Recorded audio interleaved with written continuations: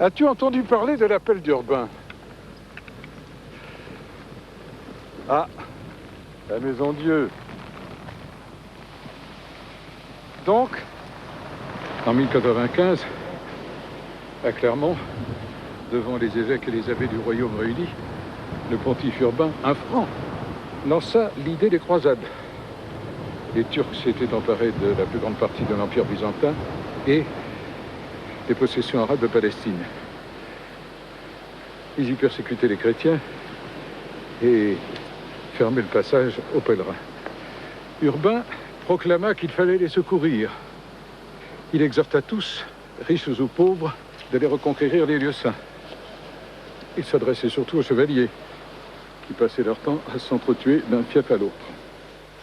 Qu'ils soient désormais les chevaliers du Christ, qu'ils luttent maintenant à bon droit contre des barbares, esclaves du malin, ceux-là qui se battaient contre leurs frères et leurs parents,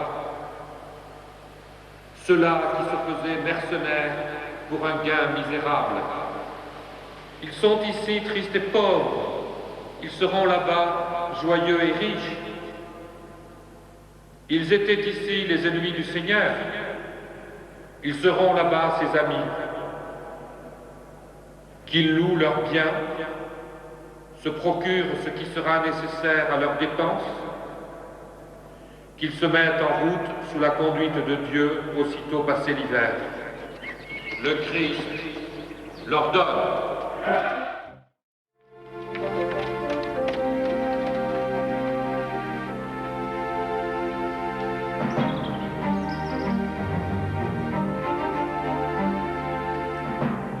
L'appel d'Urbain II obtient un résultat inespéré. Des moines prédicateurs sillonnent l'Europe, prononcent des discours enflammés, en faisant miroiter les récompenses promises par le pape, la rémission des péchés, l'accès direct au paradis en cas de mort en route ou au combat. Des soldats du Christ se lèvent par dizaines de milliers. Dans toute l'Europe, la chevalerie s'engage avec enthousiasme.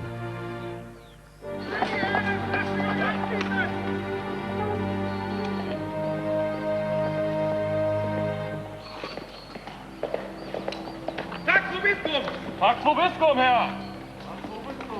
Darf ich euch fragen, welches unser Weg ist? Den feinen Land, Herr! Das ist doch mein Weg. Verfolgt uns! Gern. Wie heißt der Herr? Johannes, Herr. Und euer Name? Ich bin der Herr Hermann. Seid gegrüßt, Herr Hermann. Mein Freund. Tag zum Bistum.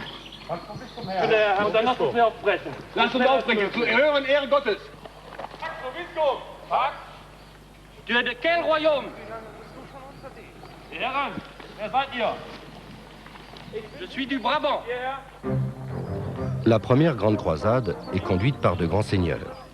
Les Lorrains Godefroy de Bouillon et Baudouin de Boulogne. Ils sont descendants de Charlemagne. Le frère cadet du roi de France. Le Toulousain Raymond de Saint-Gilles. Le fils du Normand Guillaume, le conquérant de l'Angleterre. Le Normand sicilien Bohémond. Ils sont riches, bien équipés, accompagnés d'écuyers et de servants. Partent ainsi une douzaine de milliers de chevaliers et 80 000 fantassins, près de 100 000 hommes. L'appel du pape a provoqué une levée en masse, une ruée vers le Proche-Orient.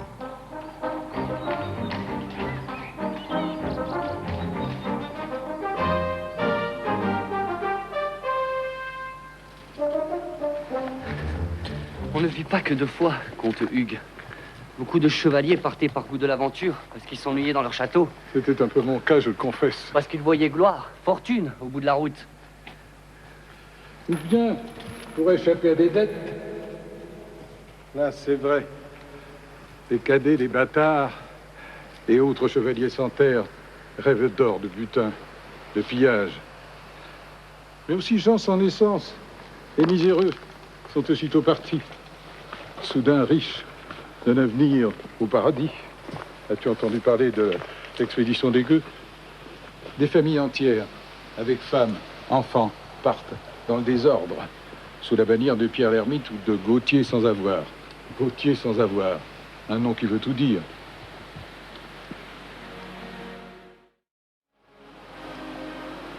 Ils traversent des régions en volant le grain en pillant les villages.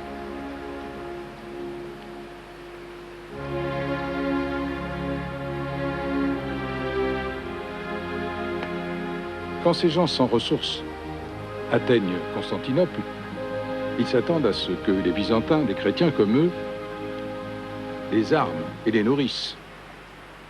Les Byzantins leur font traverser le Bosphore pour s'en débarrasser, sachant très bien que de l'autre côté, les Turcs leur tomberont dessus.